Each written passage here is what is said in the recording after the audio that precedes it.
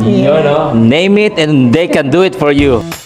Tita, nabalitaan ko na may boodle fight kayo rito ah. Yes, meron. And may mga packages kami para sa Boodle Fight. Ngayon, meron ako ngayong araw na to. So, ang package nila is 40.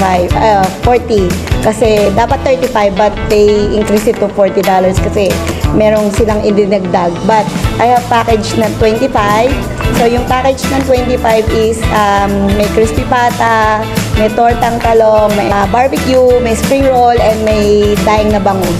So, that's 25. And then, yung second namin is 35. So, the rest ng 25, dagdagan natin ng sisig at saka kare-kare, yun yung 35 package. And then, after nun, may $50 kami. So, lahat ng nasa 25 and 35 plus yung seafood. So, yun yung 50. Yun yung $50. Yes. And then, minimum of 5 person lang yun para sa Boodle Fight natin. Wow, nice.